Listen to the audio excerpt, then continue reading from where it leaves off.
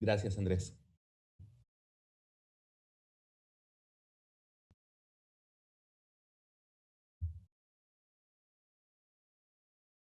Hola, ¿qué tal? ¿Cómo están? Muy contentos de recibirles aquí en esta Universidad Cultural. Tengo el enorme gusto y privilegio de presentar esta charla por la cultura de paz y tengo también el enorme gusto de presentarles a Javier Sicilia, a Pietro Amelio y a Sandra Lorenzano. Muchísimas gracias por aceptar esta invitación. Gracias también a la maestra Pilar Romero por todas sus gestiones.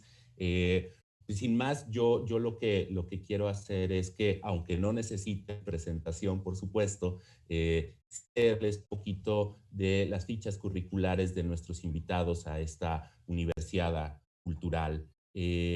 Comienzo con el maestro Pietro Ameglio, que es historiador de profesión por la UNAM, cuenta con estudios de maestría en Historia Contemporánea, Identidad y Cultura, está especializado en Educación por la Paz, Epistemología y Construcción del Conocimiento y Movimientos Sociales, materias que imparte en la Facultad de Filosofía y Letras de la UNAM. Coordina también en la UNAM un programa de cultura de paz y no violencia. Es activista social y cofundador del Servicio Paz y Justicia del Movimiento por la Paz con Justicia y Dignidad, muchas conferencias, talleres y publicaciones, y ha recibido reconocimientos de educación para la paz. Gracias, Pietro, por estar con nosotros. Buenos días. Y también me permito presentar al maestro Javier Sicilia, quien nació en la Ciudad de México en 1956. Estudió letras francesas en la UNAM, es poeta, por supuesto, novelista, ensayista. Actualmente es miembro del Sistema Nacional de Creadores de Arte y columnista del semanario Proceso y de la Jornada Semanal.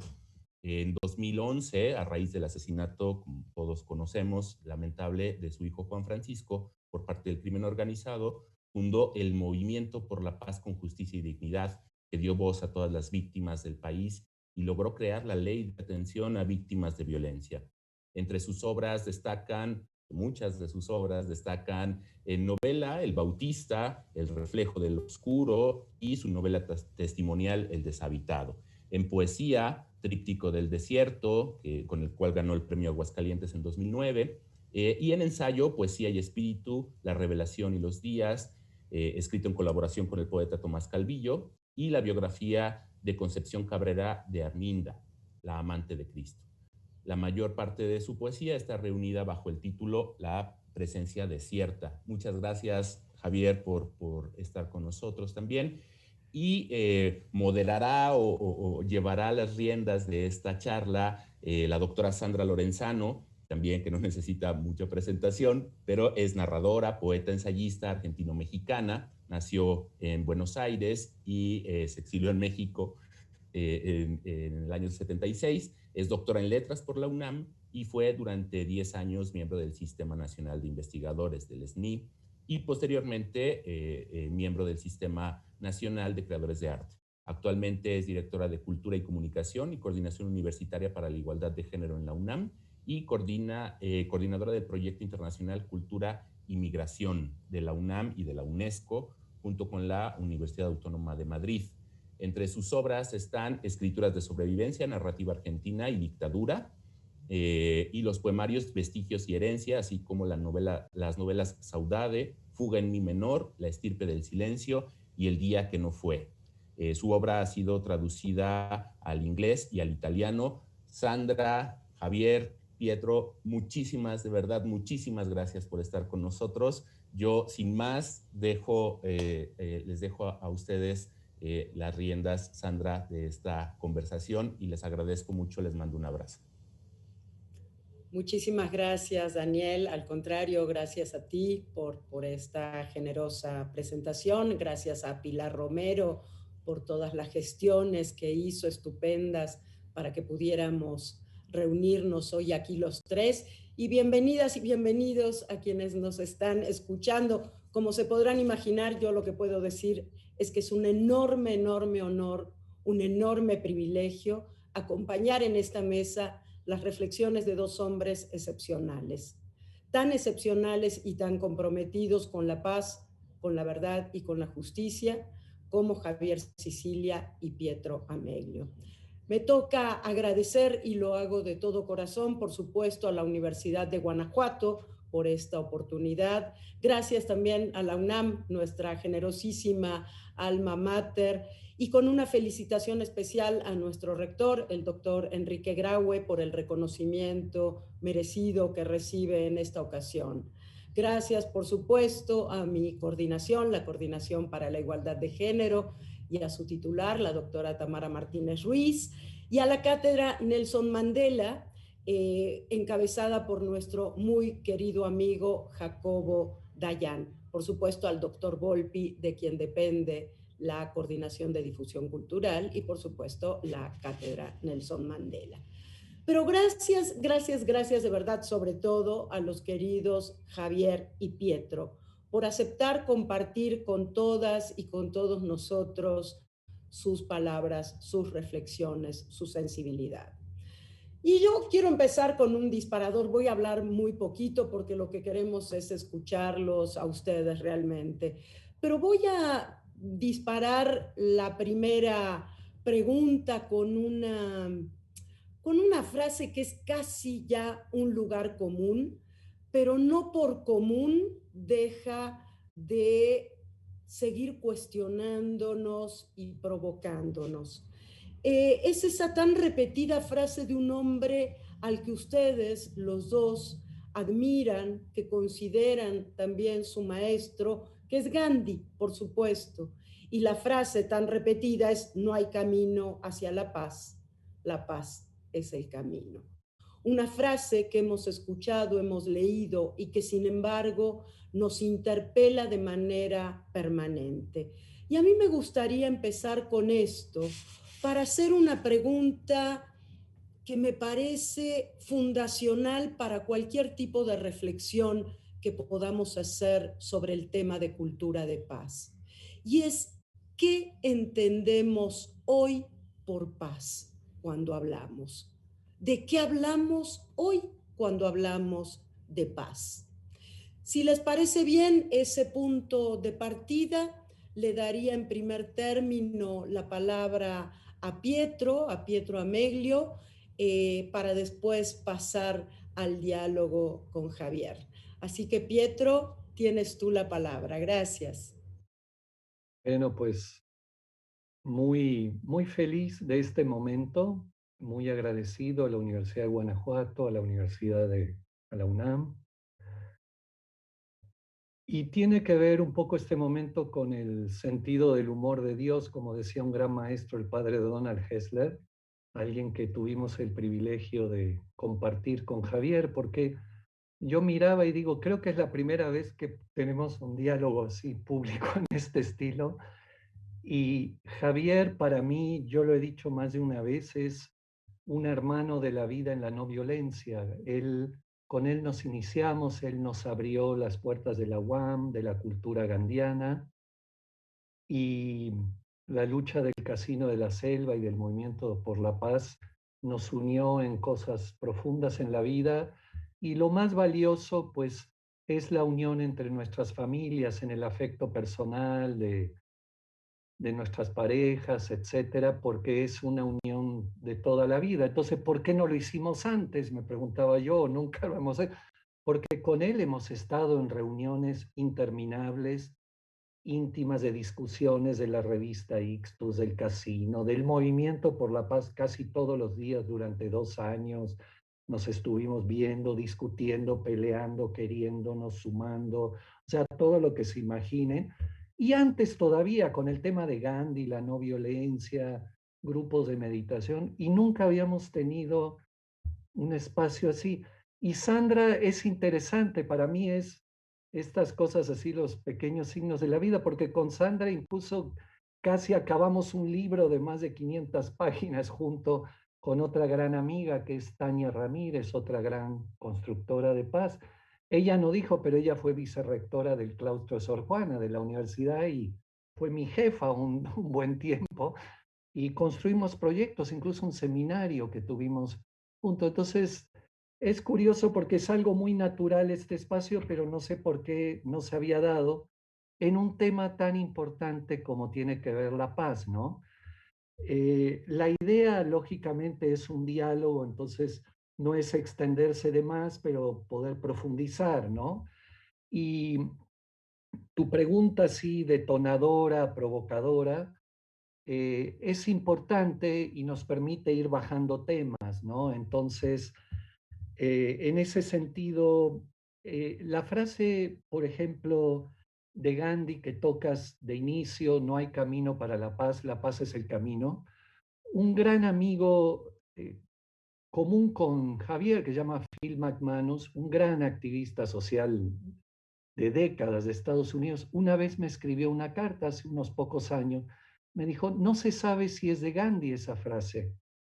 Tú la tienes en algún libro y busqué durante semanas y no la encontré. Pero te reirías, ahora no lo pueden ver, pero la tengo en un póster aquí en en mi estudio, porque es una frase que coloca uno de los temas creo que más importantes de reflexionar juntos en esta charla, que es la relación entre el fin y los medios. Al rato podemos ahondar, que me parece importante en ciertas características, ¿no? Pero para mí, si me preguntaras 3 o 4 puntos esenciales en tu vida en temas de paz o no violencia, uno, yo diría, los medios deben ser tan puros como el fin. O sea, esta frase completamente opuesta a la cultura en que vivimos de que el fin justifica los medios.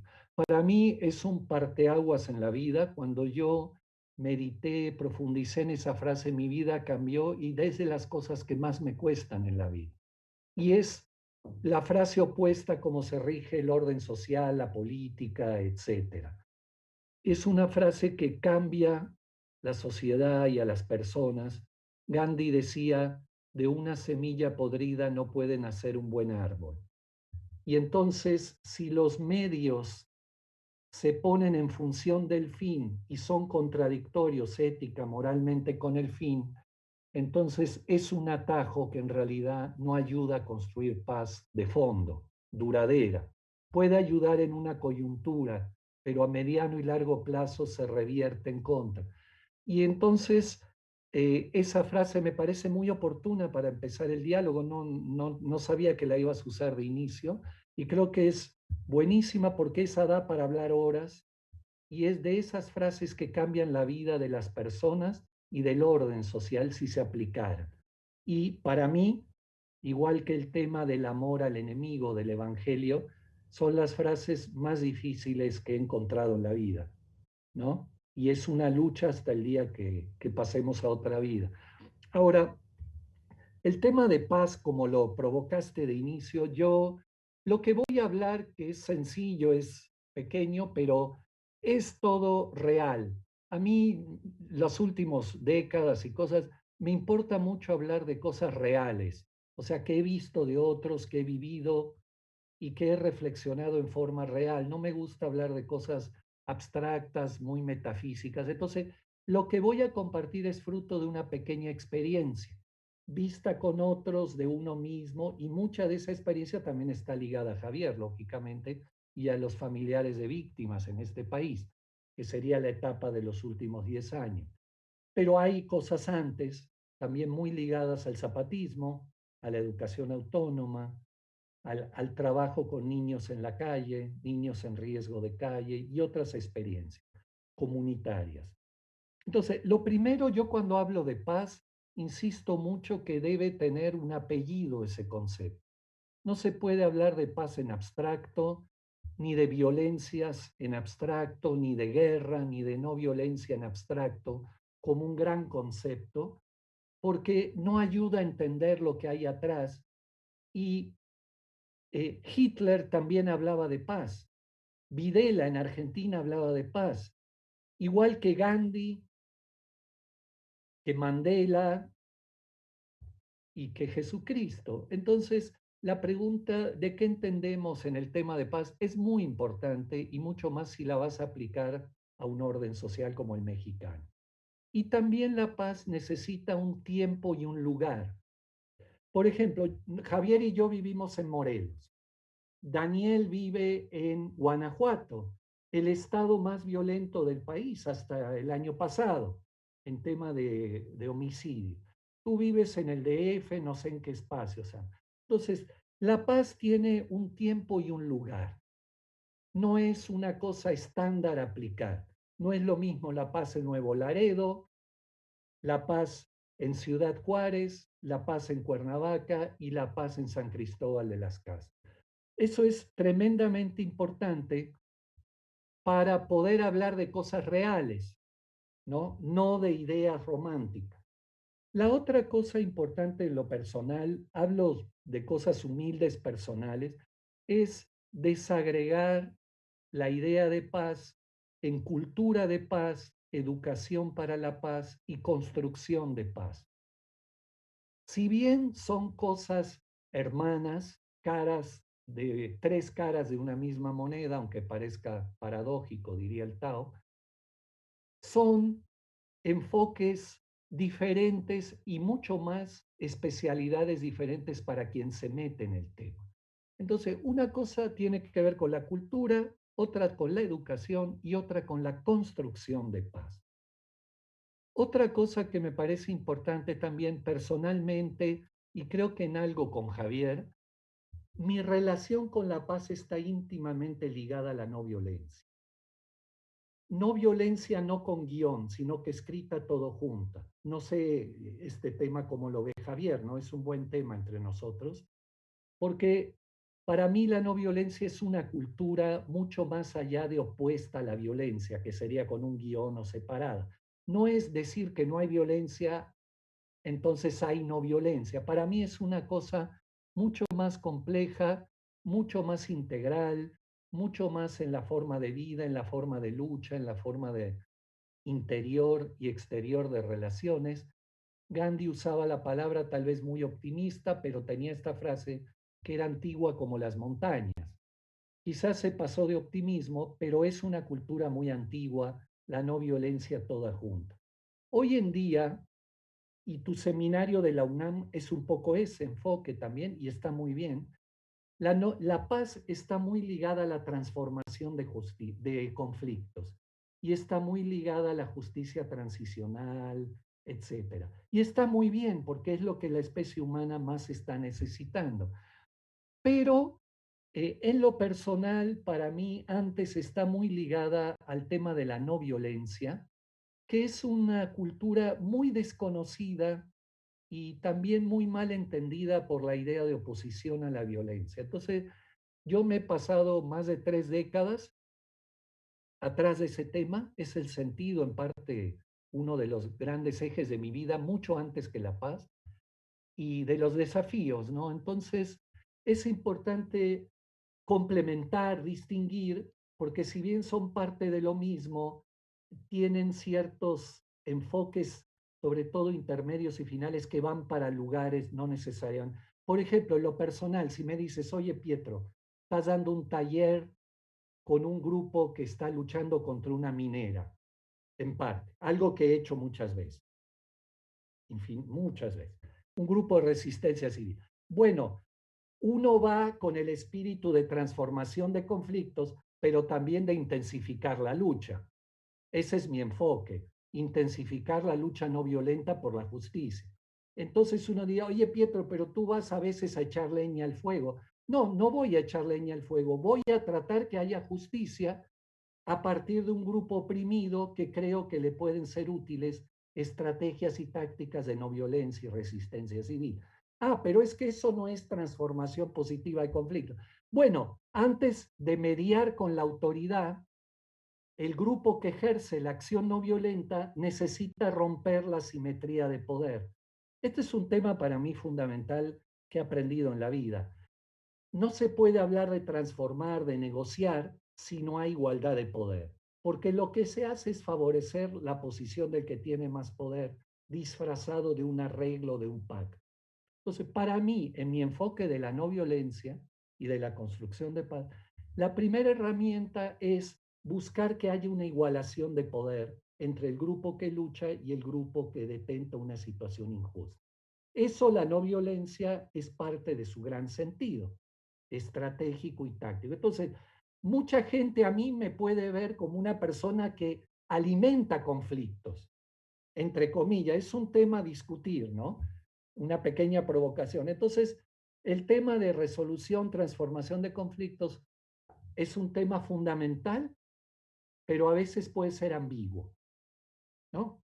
Okay. Otra idea, la última, que yo creo que es importante, es que estamos hablando de paz, tu pregunta, en medio de la pandemia.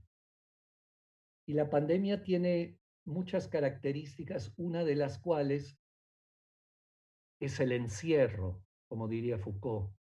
Y el encierro es una de las cosas que he combatido más en toda mi vida y con las que trabajo con los jóvenes y las organizaciones, porque el encierro, el encierro físico es menos peligroso que el encierro reflexivo. El peor encierro es el de la reflexión, creer en una verdad única, en un solo sentido. Eso es peor que el encierro físico, que ya es muy grave. Pero yo creo que el problema de la pandemia, más que el encierro, es el aislamiento. Es lo que hay que evitar. Este pequeño diálogo es una forma de romper el aislamiento, ¿no? Por eso lo valoro muchísimo. Entonces, en ese sentido, yo creo que el tema de paz tiene ese contexto para empezar a abordarlo. Y lo último que diría muy breve es así, que para en lo personal es una de, todos los que me conocen, con los que he interactuado, saben que es casi mi primera palabra sagrada, que es principio de realidad. Hay que partir de un principio de realidad, de tiempo, lugar, y el principio de realidad mexicano es que estamos atravesados por hechos sociales de guerra, en muchas formas y muy diferentes según los territorios. No es lo mismo Tamaulipas, Coahuila, Morelos, Oaxaca y Yucatán o Campeche.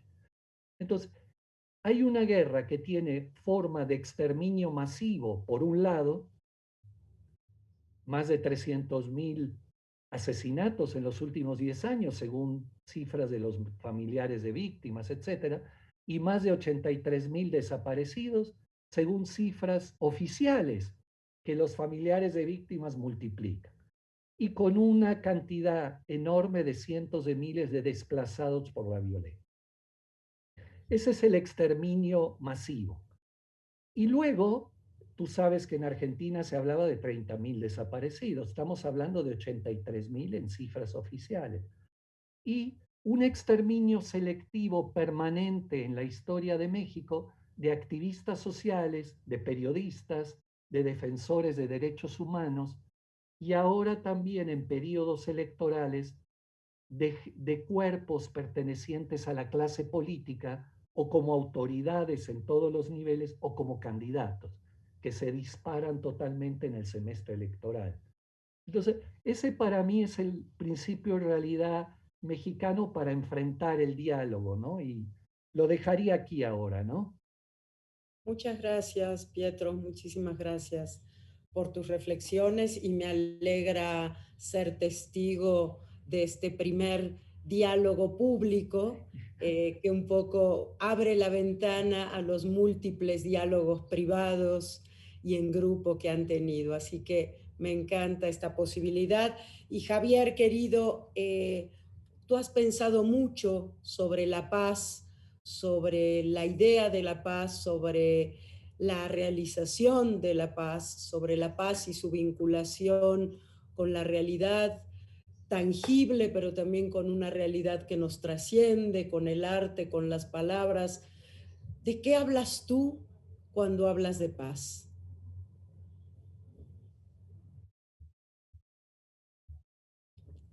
No te escuchamos, Javier, estás con el Sí, micrófono. perdón, cerré el micrófono para que no entrara ningún ruido. No, antes que nada, y voy a ser muy breve, me gustaría extenderme, ¿no? Ya Pietro dijo muchas cosas importantes de nuestra vida. Me encanta que Sandra esté aquí con nosotros y que podamos, pues, un fragmento de esos largos y prolongados diálogos que hemos tenido a lo largo de más de una década, pues casi una vida, 30 años más. Y pues todo lo que yo he aprendido de Pietro, porque si si reconozco a un maestro en la acción política no violenta, es a Pietro, y su capacidad de inventiva de lucidez frente a estos conflictos, para mí ha sido una gran enseñanza a lo largo de mi vida, ¿no? Es importante, y bueno, de allí mismo han salido muchas de nuestras reflexiones, y yo pues, ya agradecí, todos le tenemos mucho agradecimiento por todo lo que ha hecho por el movimiento por la paz y por la justicia y la verdad en este país. Y Sandra, que bueno, es una poeta a la que admiro muchísimo, una mujer que le ha dado, y una poeta que le ha dado mucho a la vida de la paz, que tiene una finísima conciencia de los vínculos entre la poesía, la paz, la verdad, la justicia, y pues es verdaderamente en ese sentido es un gran regalo también para mí que estemos aquí, y además en la Universidad de Guanajuato, ¿no?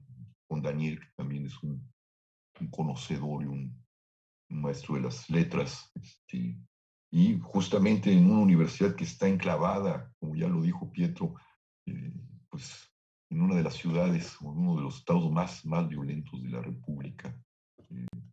Es importante este diálogo. Y Pietro abrió muchas rutas de camino. Yo quisiera volver al tema de la paz. A mí cada vez se me complica más saber qué es la paz, ¿no? Y voy pues, a moverme en el territorio que mejor conozco, que es el de la palabra, la lengua. Digo que es muy difícil entender qué es la paz, y Pietro justamente marcaba, yo quisiera apuntar hacia allá, sobre las diferentes paces, ¿no? No hablar de paz, pero sino, ya lo planteó, necesita un lugar, una cultura, un sitio, cada lugar es particular.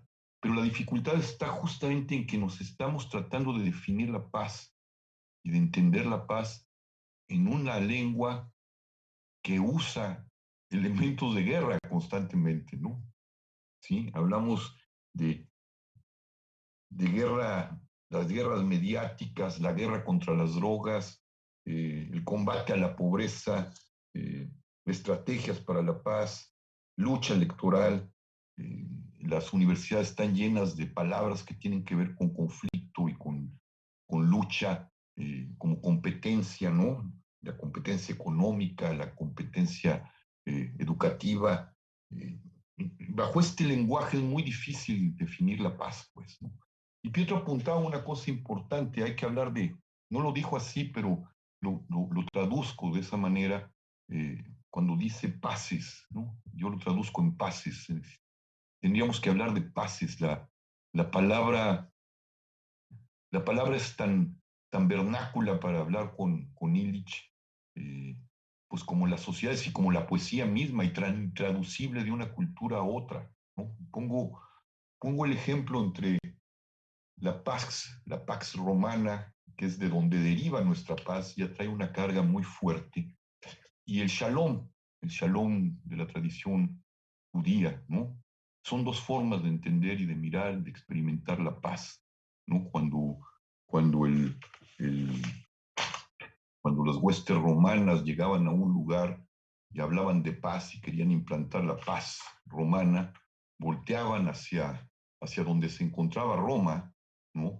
Y hablaban de imposición de leyes, ¿no? Hablaban eh, de una justicia romana.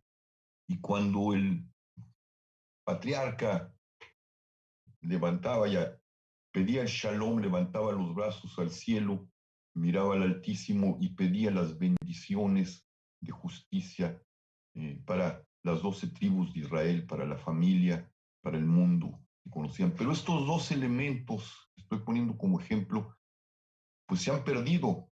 Uno se metió dentro del universo privado, ¿no? De las religiones, ese shalom que tiene particularidades en cada tradición religiosa, y lo que queda, pero siempre transformado y transfigurado, es la pax romana, y esa paz que se quiere universalizar, ¿no? Y como los romanos querían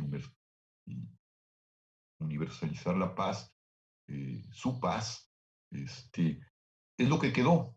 decimos paz, que es casi igual que pax, decimos peace, decimos paix, los franceses. La palabra se quedó y la palabra ha servido, como ya lo señaló Pietro, la ha utilizado lo mismo Gandhi, que Mandela, que Hitler, que Videla, ¿no? Hasta el grado de que ya perdió sus contornos. No sabemos ya qué es la paz, ¿no? Y lo vemos a lo largo de la historia, ¿no? Carlomagno la usó para justificar el genocidio de los sajones. Inocencio III para sobreponer el poder de la cruz sobre el poder de la espada. A lo largo del tiempo hemos visto estas contrariedades, contradicciones, y ya no sabemos qué es paz. Y yo creo que Pietro apunta a algo muy importante. Hay que escuchar el sentido de qué está en la cultura de determinado lugar, determinado tiempo y determinada forma de usar esa lengua para decir paz, para entender qué es esa paz y desde esa paz, no sé si arrancar hacia una construcción de paz o, híjole, ahí es ya donde yo ya me pierdo, pues, ¿no? Pietro creo que dice algo muy importante cuando habla de esto. Tal vez lo que nos podría permitir entender dónde está la paz, o entender por dónde podríamos encontrar en este lenguaje de guerra la paz, es la relación entre medios y fines, ¿no? Que nos viene de Gandhi. Pero aún ahí, esta degradación de la palabra, esta forma de falta de respeto a la palabra, en el sentido de utilizarla como si fuera una moneda de cambio y no como el sentido propio de las cosas, se vuelve una mezcla, ¿no?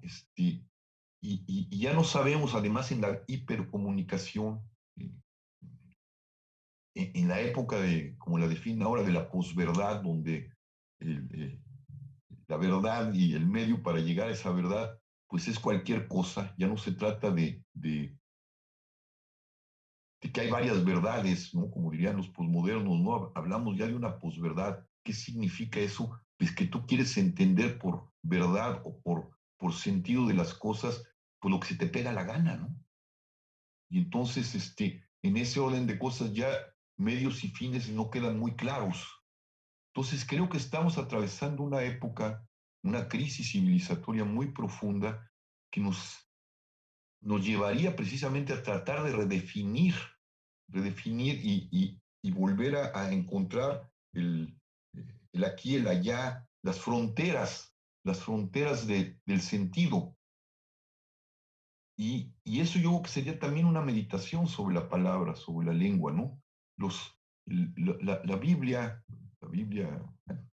tanto el Antiguo como el Nuevo Testamento, que tienen una conciencia muy fuerte sobre la palabra, ¿no? De hecho, pues ese libro, en esa tradición, habla de que Dios crea mediante la palabra, y después, en una segunda vuelta, ya en el Nuevo Testamento, habla de que esa palabra se hace uno como nosotros. La palabra es un ser humano, una carne, pues, igual que nosotros, y le da un sentido a la proximidad.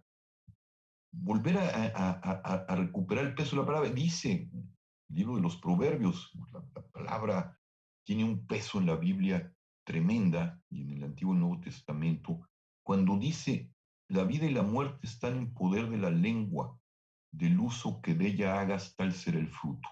Si no redefinimos las fronteras del sentido y las fronteras del no sentido, y nos enfrentamos a esto que llaman ciertos filósofos la posverdad, va a ser muy difícil reencontrar las calidades y las cualidades de las paces que necesitamos hacer. Y a partir de eso, del diálogo que necesitamos hacer con otras formas de experimentar y de sentir la paz. Yo lo dejo como una problemática allí, ¿no? Pietro apuntaló dos cosas, medios y fines, pero tenemos esta problemática muy moderna, muy de la actualidad, muy que tiene que ver con los medios de comunicación, con la velocidad y con la falta de atención. Y la no violencia, que también implica un casi hacer silencio para poder entender y comprender los elementos de paz que se han sido violentados, y lo que no es paz y lo que es. y cómo trabajar sobre esa línea. Y sí, a mí me gusta mucho, nosotros desde que Pietro planteó este problema lingüístico, cuando dijo hay que quitar el guión a la no violencia, me parece verdaderamente muy acertado. De hecho, ya la escribimos así, ¿no? No es una oposición, es algo sobre lo que tenemos que meditar a partir otra vez de redefinir sentidos, de redefinir conceptos profundos, pero que no son universales, como ya lo dijo Pietro, ¿no? Son particulares y casi necesitamos a veces cuando llegamos a un conflicto estar escuchando para entender de qué orden es, cómo se está expresando ese conflicto, cómo está esa conflictividad soterrando el sentido de la paz que había en ese lugar. Lo dejo como una problemática a la que yo también me enfrento, ¿no? Constantemente y constantemente uno se ve traicionando a sí mismo sus capacidades de paz. ¿Me entiendes? A veces uno usa un lenguaje tremendamente violento. Confundimos a veces la firmeza con el adjetivo, con el adjetivo que carga a la palabra de un peso de violencia tremendo, ¿no? Y lo justificamos con firmeza. No es del mismo orden la firmeza que la violencia de la palabra. Entonces yo creo que habría, y bueno, se está planteando acá, que volver a sentir los pesos de la palabra, del sentido, porque la palabra sí crea realidad, ¿no? Como lo pretende y nos lo muestra la Biblia, nos lo muestran ciertos actos, ¿no? Del insulto al asesinato hay un pequeño pasito, ¿no? Hay un pasito porque ya se creó una realidad y hay que tener mucho cuidado con lo que uno dice y hay que tener mucho silencio para poder pesar sus palabras y no caer precisamente en la confusión de la firmeza con la violencia, ¿no? Y en ese sentido yo creo que Prieto plantea un problema que me gustaría escuchar, cómo lo plantea, cuando él dice hay que llevar el conflicto hasta, hasta, hasta, la, hasta una última consecuencia donde puedan enfrentarse la verdad y la justicia frente a la injusticia y la violencia, ¿no? Es un tema delicado, sobre todo en estas fronteras borradas, ¿no? La imagen es buena, el lodo, ¿no? Y donde ya no sabes dónde está el agua y dónde está la tierra, ¿no? Entonces me está una cosa, y yo creo que Pietro tiene muchas cosas que decir frente a esto, la no violencia como, para volver a la frase que nos planteó Sandra, la paz es el camino. No hay camino para la paz es el camino. Yo creo entender en las palabras de Pietro, cuando habla de no violencia, que la no violencia es la paz. No lo sé, pero cuando dice hay que llevar el conflicto allá para poder encontrar la verdad, la justicia y quizá el camino de la paz, sería bueno abordar más sobre eso, Pietro. No sé cómo lo veas. Sí, Sí, adelante, Pietro, por bueno, favor. Javier, porque es un diálogo, me parece genial. Así. Y fíjate, eh, solo la última afirmación para decir una cosa antes y luego regresar. Cualquier curso, teoría, eh, especialización en conflictos, ¿no? La primera frase que uno aprende es que el conflicto en sí mismo es algo positivo, es algo innato al ser humano, a las dinámicas sociales, y no es algo que hay que tapar, evitar, esconder. Tú y yo a lo mejor estuvimos en el taller que dio Juan Pablo Lédera cuando se fundó Serpag. Estoy hablando del año 87, 88. Fue una cosa única, el único que he visto en México, en la Casa de los Amigos, no sé si te acuerdas de los cuáqueros. Y él dijo una frase que he usado toda mi vida y me ha servido, incluso personal, familiar, etc. Hay que acostumbrarse a vivir en medio de permanentes conflictos y no taparlos porque cuando explotan es como un volcán que nadie puede detener. Esa es una frase textual de Juan Pablo Ledera que tengo aquí en el hipotálamo y que me ayuda a, a entender que, y va en el sentido de lo que estábamos, de lo que me planteabas, eh, potenciar, entre comillas, una conflictividad social para que avance la causa de la justicia, que para mí es también la causa de la paz, desde medios no violentos, este es un tema fundamental, desde medios no violentos o lógicas no violentas, pero en la cultura posible de ahí, para mí es una forma de construir la paz. El padre Donald Hessler, que es un gran maestro, siempre tiene una frase compartido con Javier, el gran maestro, ¿no? Una frase para mí que he usado, que define mucho de lo que creo y que da para profundizar. La no violencia activa es la más violenta de las violencias. Esta es una frase muy fuerte, pero no busca la destrucción del adversario ni imponer una razón, sino que busca una toma de conciencia y un acuerdo que nos humanice a los dos, a partir de generar en él una ruptura moral y material que pueda encaminarse a una justicia que beneficie a todos. O sea, para el adversario, yo he estado en Chiapas parado frente a militares que querían, por ejemplo, destruir un pozo de agua de una comunidad indígena. Y parados ahí con algunas personas de campamentos de paz, muchas veces, mirándolos a los ojos sin decir nada. Para ellos eso es mucho más violento que si yo hubiera estado mentándoles la madre o escupiéndoles.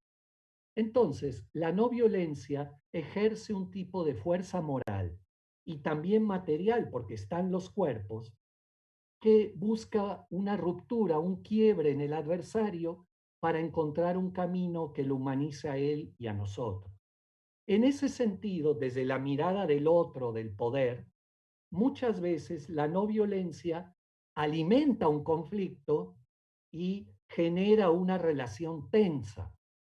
Y voy aquí a otra palabra que, bueno, como nombres que Javier estuvo muy bueno lo que habló de las paces y las ideas, y a mí siempre me ha inspirado y ayudado mucho las ideas que las culturas dan a la resistencia y a la no violencia. Gandhi hablaba de la fuerza de la verdad, no hablaba de no violencia.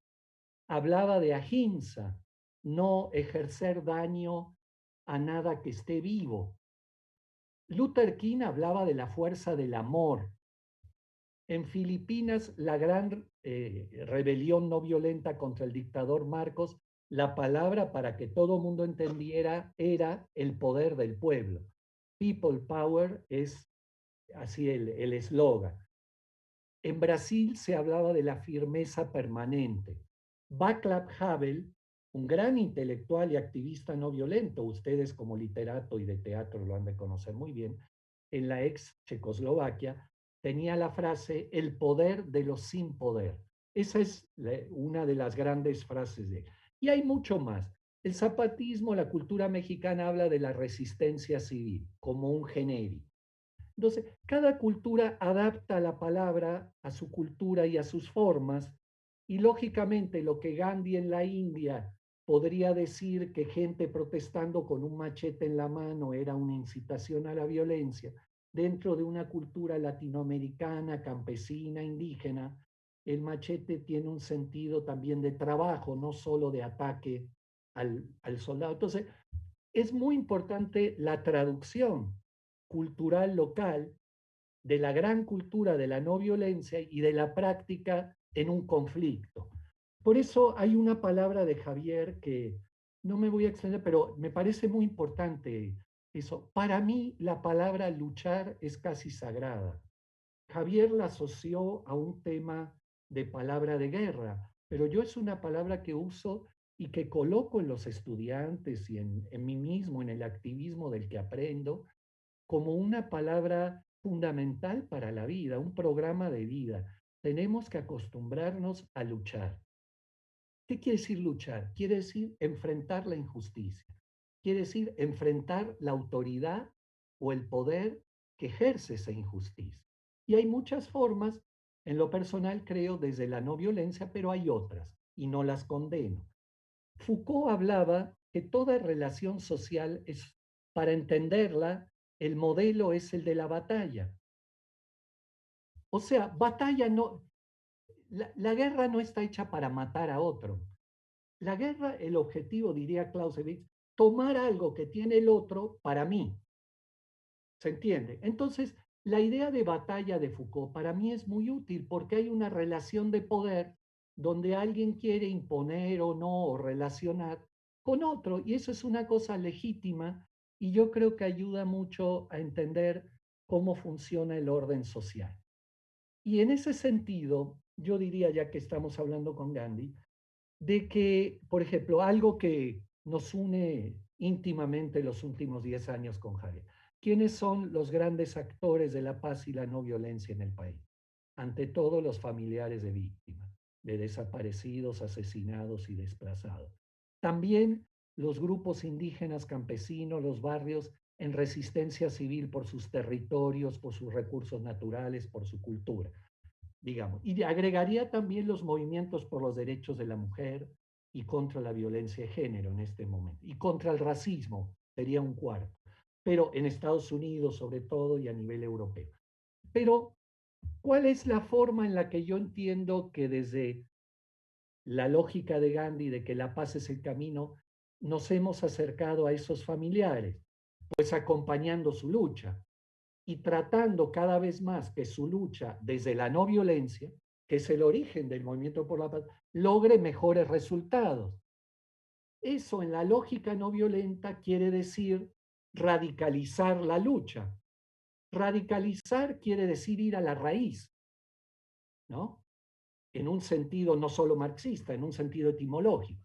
Entonces, ir a la raíz quiere decir construir acciones que toquen en el corazón del poder, desde Calderón, Peña Nieto y todos los otros tipos de poderes legales e ilegales, para que los presionen y les afecten. ¿Sí se entiende la lógica de la acción? Porque si no, la lucha puede ser algo para sentirse bien, para sentirse que se está uno moviendo, pero no cambia la realidad. Cuando yo me paro frente a un familiar, lo que quiero, número uno, es que aparezca su desaparecido, que tenga verdad, justicia, reparación y no repetición. Entonces, si yo le digo, sigue haciendo marchas, le estoy dando a tole con el dedo, porque sé históricamente y desde mi humilde experiencia que no van a aparecer así. Entonces yo le digo, voy contigo a la brigada de búsqueda de desaparecidos, algo que hablamos en el Movimiento por la Paz desde hace 10 años, pero que se empezó a hacer desde el año 16, no en el 2011, porque fue un proceso de toma de conciencia largo. Perfecto. Entonces, cuando uno va a la brigada, uno les dice, oye, tienen que venir a escarbar. Estoy hablando de algo textual de la red de enlaces que son más de 70 grupos. Textual. Yo di un taller, 2 talleres idénticos. Así. Hay que traer a escarbar a obispos y a rectores de universidad y a Encinas. Encinas fue a escarbar hace 1 año y medio en Guerrero, en Huizuco. ¿Por qué? Porque la autoridad necesita ser presionada directamente en otra forma en su cuerpo. Entonces, las brigadas son una acción, diría Gandhi, de no cooperación, porque los familiares de víctimas deciden dejar de esperar que el gobierno haga el trabajo que nunca va a hacer, por colusión, por muchas razones. Pues Javier lo sabe a memoria esto desde la UAM. Por eso hay gente, instituciones que tienen que hacerlo autónomamente. Esos son los familiares de víctimas. Entonces, en ese sentido, para mí, los familiares de víctimas hacen una lucha ejemplar. Lucha quiere decir una relación de poder y de intereses desde la no violencia, ¿no? Porque lo que usan es picos, palas y una acción directa sobre el territorio. Creo que ese es un poco el sentido en la pregunta, ¿no? Sí, yo creo que dijiste algo que es contrario a la lucha. Yo creo que hay 2 palabras fundamentales, que es fuerza, que no es lo mismo que violencia, y no violencia, que es el poder de la debilidad. Fuerza, quizá poder, resistencia son palabras más adecuadas que se contraponen precisamente a una lógica de violencia. La lucha tiene un peso de violencia, pero no la resistencia, no la fuerza. no la fuerza de la verdad, no el estar presente, ¿sí? Y yo creo que en ese sentido, y tú lo dices muy bien, es ir a la conciencia del otro a partir de una resistencia y de una fuerza que lo lleve a comprender que su acto es violento y que no debe de ejercer una violencia, una lucha contra el otro, porque está destruyendo el límite fundamental donde florece la vida y el encuentro y la paz. En ese sentido, yo hablo de lenguaje. Yo creo que hay que ir cada vez más deslocalizando los elementos que tienen que ver con combate, con una oposición, porque en realidad la no violencia busca una reconciliación. La IMSA, la fuerza de la verdad, la fuerza de la resistencia, del resistir, busca precisamente la reconciliación y no la confrontación. La confrontación viene de haber roto los límites de la convivencia, los límites de la paz, los límites de la verdad, los límites de la justicia. En ese sentido, cada vez me siento más necesitado de un lenguaje que nos traduzca esta experiencia interna de los seres humanos, sin la cual no florece la vida, sin la cual no hay fraternidad, sin la cual no hay mirada a los ojos digna, ¿no? No sé si estás de acuerdo, Pietro. Yo entiendo lo que tú estás diciendo. El problema es que las palabras están cargadas en el tiempo, ¿no? Pero bueno, yo no quisiera meterme en una discusión etimológica y filológica del asunto. Simplemente lo planteo frente a un universo que pierde los contornos y que puede hacer, no en tu caso, no en mi caso, entender la lucha no violenta desde otra perspectiva, ¿no? Desde una perspectiva, a veces se ha usado la no violencia como chantaje, ¿no? Como una forma también de la violencia. A veces se ha pervertido la palabra misma y las maneras que han encontrado, la inventiva que hay en la no violencia, ¿no? De la que tú has dado muchas muestras, ¿no? Digo, citaste un ejemplo, las escarbadoras. Yo puedo citar otro ejemplo, cuando íbamos por el eje central y estaban los poetas en el templete y tú me dijiste, diles que ahí vamos, y le diste las palabras, le diste la voz a las víctimas. Por primera vez las víctimas hablaron. No hablábamos los que estábamos adelante. Bueno, yo hablé como víctima, pero era una voz.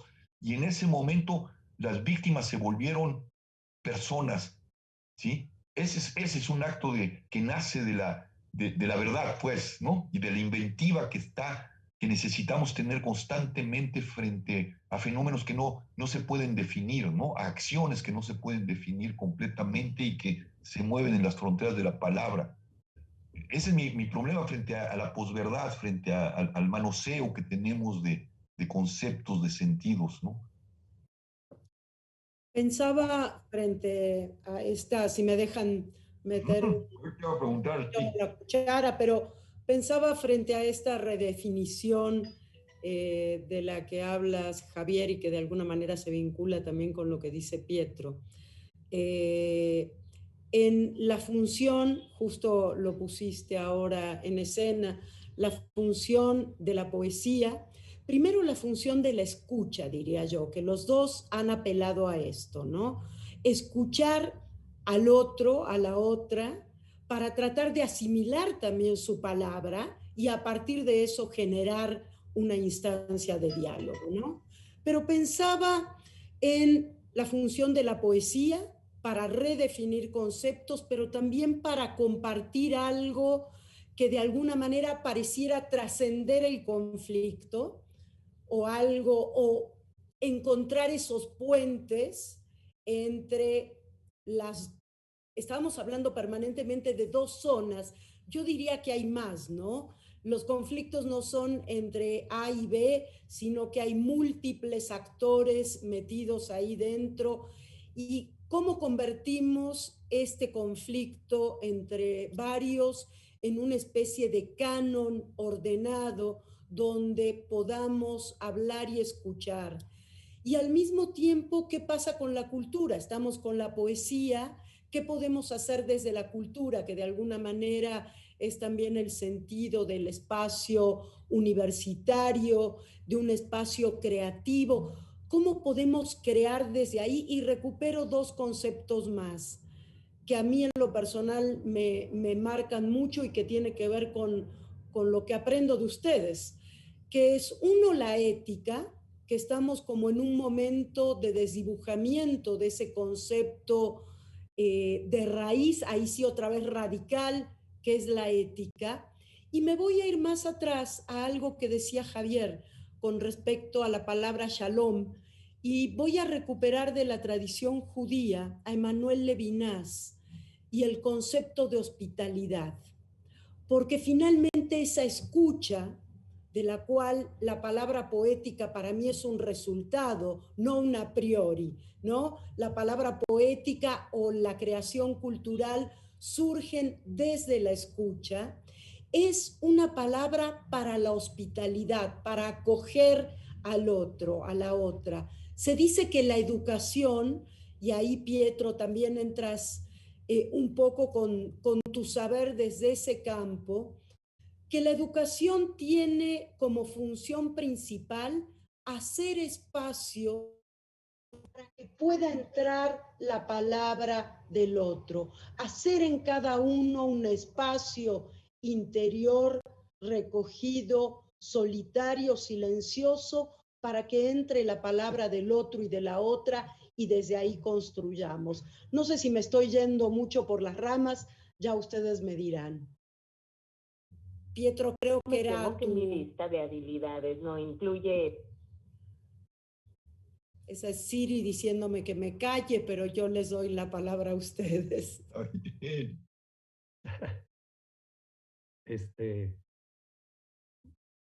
¿Estamos bien de tiempo? Nos podemos tomar unos 10 minutos más. Perfecto. Bueno, muy lindo y muy lindo el proceso del diálogo, porque creo que justamente se va haciendo real como tiene que ser entre gente que resiste o lucha, diríamos, con Javier, según el término, ¿no? Y creo que es lo que sirve a otras y a otros, ¿no? Y yo entiendo bien el tema del lenguaje, en lo personal a veces como una forma más concreta de acercar a un grupo que resiste contra una minera canadiense en su río, hablo de armas de la no violencia. Entonces uno diría, oye Pietro, ¿estás asusando la guerra? No, estoy asusando la resistencia, pero en un lenguaje que el otro grupo entiende. Pero es que lo estás llevando a un lenguaje bélico. No, yo estoy hablando de armas de la no violencia, del pueblo. Estoy hablando de hace más de 30 años de experimentos con esta terminología. Puedo hablar de herramientas, de instrumentos, pero a veces en cierto tipo de luchas muy complejas y fuertes, funciona mejor para la gente, para el pueblo, para la identidad campesina, indígena, o para los jóvenes hablar de armas sin tener el tema militar, porque no tengo el fetichismo del arma. No le voy a decir a los de Atenco que no lleven machete a las marchas. No es ese mi estilo, ni a las mujeres zapatistas que no lleven palos, o a los indígenas del Cauca en Colombia que no lleven bastones de mando a sus protestas contra los paramilitares o el ejército. Es un tema de fondo importante y ayuda mucho a escuchar ángulos diferentes. Para mí hay bases, que es lo que quiero compartir rápido, que la conflictividad social es un tema que tiene sus reglas históricas, experiencias humildes, pero hay que tratar de escuchar, como decía muy bien Sandra y Javier, de aprender. Y hay reglas que no son iguales para las relaciones interpersonales, etcétera, incluso en el lenguaje. Y hay una regla básica que tiene que ver con la identidad moral del que comparte y el que lucha. No se vale dar a tole con el dedo o simular. Hay una proporción casi como de termómetros de grados de fiebre entre las acciones del grupo que ejerce una violencia o un interés o un poder y el grupo que resiste. Entonces, si el termómetro del que ejerce violencia está en niveles de cárcel, de masacres o algo, tú no puedes hacer foros educativos, conferencias de prensa o declaraciones a los medios para pretender que eso se detenga. Tienes que hacer formas de no cooperación y desobediencia civil con esos cuerpos. Si no, estás simulando. O sea, sí estás haciendo como que te mueves, pero en realidad no vas a parar el problema central que el grupo que no tiene, que está luchando, quiere enfrentar. Esa es una regla, en lo personal, bastante importante de conocer, y la palabra estrategia no es una palabra bélica, es una palabra totalmente fundamental en la humanidad, aunque sí tiene un origen militar, podría tener o no, pero está bien. Yo la uso en un sentido de conflictividad social. Entonces, en ese sentido, es fundamental entender que yo me pregunto, ¿cómo puede haber justicia sin confrontación? Que me den un solo ejemplo histórico de un niño que logre justicia con su padre sin enfrentar. O sea, confrontar no quiere decir negativo, quiere decir enfrentar a una autoridad que está ejerciendo una simetría de poder en forma violenta o no, en muchas formas, puede ser disfrazada de lo jurídico, de lo legal, de manifestaciones de impacto ambiental compradas. Hay muchas formas de la violencia, no es solo poner granaderos. Y entonces, ¿cómo va a ser esa persona en desigualdad de poder a lograr justicia si no enfrenta? Entonces, para mí, la confrontación es inherente a la identidad moral de la no violencia. Si no confronto a la injusticia y al que la ejerce, no va a haber cambio. Ahora, en la forma de la confrontación, ahí sí creo que está la clave y está el punto que nos une y en lo que uno busca alimentar. Pero la forma de la confrontación desde la no violencia no excluye que la otra parte, como pasa casi siempre, entre en una espiral de la violencia. Y entonces se genera una situación más violenta. Pero a eso no hay que tenerle miedo. Es parte de de la historia social de la especie humana. Lo que hay que tratar es que la espiral de la guerra o de la violencia baje y que la que aumente sea la espiral de la no violencia. Lo que no registramos es que la no violencia tiene una espiral de acción y hay que conocerla porque tiene que ser proporcional a las acciones del adversario que quiere imponer la injusticia. Si no, no hay cambio. Por lo menos históricamente no hay experiencia. Hay una cosa muy bella y yo aprendí muchísimo de lo que Javier, sus amigos y cosas con el tema de la poesía y en la lucha del movimiento por la paz. Aprendí muchísimo. Pero hay que entender algo. No es lo mismo en un acto público, en clave de conflictividad social, no en clave literaria. No es lo mismo que Javier, Rafael Segovia o David Huerta lean una poesía en público y digan algo, a que un chico joven, bellísimo, anónimo, lea una poesía. Porque la mirada de leer poesía en la conflictividad social pasa por el impacto al adversario y a la causa. No se vale decir que la poesía en sí mismo es un arma de lucha en abstracto, igual que el silencio, porque la poesía está en un contexto de acción, de conflictividad social para esa causa. ¿Se entiende? Si es en una universidad, en un foro, en una lectura de un premio, algo tiene otro sentido. La poesía en el movimiento por la paz tiene que ver con un acto público de enfrentar a la autoridad por los desaparecidos. Y entonces ahí sí, Javier leyendo poesía en el Zócalo, David Huerta o quienes sea, es un gran acto de acción directa, no violencia de otro tipo. Pero no es la poesía en sí, sino es una identidad social con fuerza moral pública quien ejerce su voz para tocar y presionar al adversario en la causa de los desaparecidos. Eso es el contexto de la acción no violenta. No quiero alargar ni hablar en el tema de la formación universitaria, que es mi pasión, lo que más hago algo, pero un poco este tipo de reflexión y la investigación social sobre situaciones de violencia, por ejemplo, como en la Facultad de Filosofía y Letras, en la UNAM, es un instrumento fundamental de la acción no violenta para cambiar la cabeza de los jóvenes. La investigación social cambia la reflexión en los jóvenes para presionar a la autoridad con datos duros y no solo con una lógica del discurso, y para lograr cambios. En la Facultad de Filosofía y Letras, a partir de nuestro proyecto del PAPIME, que este año es el primero que no nos han renovado en los últimos 5 años, pero los jóvenes de la facultad que participa en el proyecto de paz y no violencia, construyeron instrumentos que permitieron que el anterior director de la facultad hiciera cambios o buscara empezar a hacer cambios, y una campaña no violenta gráfica también, en el tema del acoso y del abuso de poder en la facultad.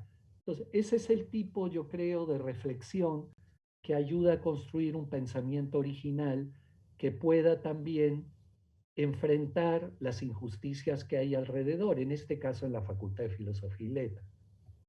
Perdón si me extendí. No, muy bien, Pietro, muchas gracias. Y lo que le voy a pedir a Javier es que se tome el tiempo que necesite para hacer una reflexión que cierre de alguna manera este espacio de diálogo. Nomás para puntualizar, confrontar no es violencia, confrontar pues es darle límites, precisamente delimitar lo que no tiene límites. La violencia rompe el límite, la resistencia que confronta crea un límite, ¿no? Es lo que contiene el cosmos, ¿no? La proporción está en relación justamente entre una orilla y otra orilla, ¿no? Y cuando la resistencia sube, se construye el espacio adecuado precisamente para no solucionar o quizá para transformar el conflicto hacia una lógica de paz, hacia una lógica de verdad, hacia una lógica de justicia, ¿no? Confrontar no tiene un aspecto bélico, más bien tiene un aspecto de fronteras. Pero pues, por otro lado, creo que la poesía, dice bien Pietro, aunque no es así, yo creo que cuando Pietro sube víctimas y les da la palabra, la poesía ha abierto ya el espacio fundamental para que la palabra tenga sentido. Pero no importa quién la diga, sí, evidentemente en el vínculo visto sociológicamente, visto políticamente, pues sí, no es lo mismo que David Huerta lea un poema que un muchacho, ¿no? En ese orden de cosas. Pero bueno, desde la perspectiva de los poetas, yo creo que Sandra y Daniel concordan, estarán de acuerdo conmigo, la palabra abre el hueco, ¿no? Rompe. La fuerza de la palabra poética, digo, hemos perdido también ese sentido, pero la fuerza de la palabra poética es que deslocaliza el discurso unilateral del poder y abre el hueco donde justamente esa fue una relación muy bonita. Está el hueco abierto, llevan los poetas, no solo David, bueno, David abrió y fue parte del templete, pero estaban muchos poetas. Y hubo que tú también estuviste, Sandra, ¿no? Estaba también ese poema que es emblemático de estos tiempos, que es de María Rivera, el de los muertos, ¿no?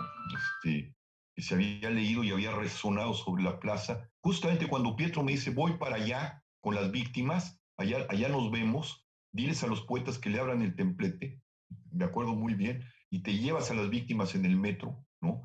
Ya había el hueco fundamental, la deslocalización del sentido para que la palabra de las víctimas sonara con toda su poder y con toda su fuerza. Entonces yo creo que había que recuperar la lógica de la poesía, que es la desarticulación de la univocidad del discurso de poder y del discurso de la violencia, con la lucha social, ¿no? Devolverle a la poesía su lugar en el espacio público, al lado de las víctimas, al lado, pues, el poeta o la poesía sostiene el etos de un pueblo, ¿no? Dice el etos de un pueblo. Yo creo que esta relación es profunda y creo que es una aportación importante del movimiento, esta lógica entre la palabra que abre el sentido y en ese hueco que abre el sentido entra el sentido de aquí estamos, ¿no? Aquí está el dolor, aquí está el sufrimiento, aquí está la exigencia de verdad, aquí está la exigencia de justicia, ¿no? Y hay una relación inquietante entre ese doble, entre ese doble discurso, ¿no? Uno que abre, que deslocaliza el poder y el otro que le da la palabra a lo más propio del ser humano, que es la búsqueda de justicia, que es la búsqueda de paz, que es la búsqueda de armonía, que es la búsqueda de reencuentro, ¿no? Entonces, allí hay una aportación importante del movimiento. La hay en el zapatismo. Yo creo que algo que tiene el zapatismo también es la capacidad de su palabra. Hubo un señor ahí, o hay un señor ahí, que se llama Marcos, que hace posible a través de una traducción de orden poético lo que estaba soterrado durante 500 años, ¿no? Y abre el hueco por donde aparece el zapatismo, aparecen los indígenas. El hecho mismo de que Marcos nunca da su identidad, el hecho mismo de que cambie, el hecho mismo de que traiga una máscara, está diciendo, somos los sin rostro, pero yo soy la palabra que abre el hueco por donde se presentan los que han sido negados. Hay un montón de elementos poéticos en estos dos movimientos que han sido fundamentales. Yo creo que en el feminismo, lo que hicieron con esa valla que se puso sobre el Zócalo, transfigurarlo, transponerlo para crear un memorial, verdaderamente es un acto de poético que deslocaliza la univocidad del discurso del poder, ¿no? Sea cual sea, no importa. Abre el hueco y transforma, transfigura algo que era opuesto, que habla de la violencia, lo transfigura en un acto de justicia. Un acto muy bello. Yo creo que hay que recuperar el sentido poético en la lucha, y sobre todo en la lucha no violenta, en la resistencia no violenta, ¿no? Por desgracia, luego hubo grupos muy no radicales, sino más bien extremistas, que en lugar de preservar lo que se había transformado ahí, lo rompen, ¿no? Lo violentan y se pierde realmente la fuerza de ese acto, un acto que nace de la poesía misma, que está en relación con el etos más propio del ser humano. Bueno, pero yo lo dejaría ahí porque ya nos podríamos ir por muchos lados, pero creo que hemos dado muchos elementos importantísimos para pensar la paz, ¿no? A partir de una resistencia, porque la paz no es una palabra, no es que hay paces muy violentas, tú lo sabes, Pietro, ¿no? Tú nos las has mostrado y creo que en toda tu pedagogía siempre muestras, aquí no hay paz, ¿no? Aquí hay un acto de violencia terrible, ¿no? Disfrazado de paz, ¿no? Así es. La verdad es que quisiéramos seguir con este diálogo que ustedes empezaron hace tantas décadas y que quisiéramos seguir escuchándolo otras tantas décadas en realidad y esperamos tener el privilegio de poder volver a invitarlos juntos y poder volver a pensar estos temas. Sin duda, cada una de las intervenciones de ustedes dos y el entretejido que se hizo entre ambas voces permite justamente crear un espacio, ese hueco que decía ahora Javier, para pensar, para hacer propias estas problemáticas, para hacer propias estas reflexiones. Estoy segurísima de que la gente que nos ha escuchado ha seguido y se ha sentido tan emocionada, tan conmovida como yo, porque finalmente se trata de dos mentes brillantes, dos tipos comprometidísimos y sumamente creativos en este campo que están desbrozando un camino que muchos y muchas queremos transitar con ustedes. Y en las universidades nuestras, en este caso la Universidad de Guanajuato, la Universidad Nacional Autónoma de México, sabemos que además es una exigencia ética pensar y repensar estos temas y acompañar a nuestras y nuestros estudiantes en este pensamiento, en esta reflexión, también en esta confrontación y en esta lucha. Y ustedes nos han dado herramientas para seguir por este camino. Yo vuelvo a decir que me siento honrada, conmovida, privilegiada.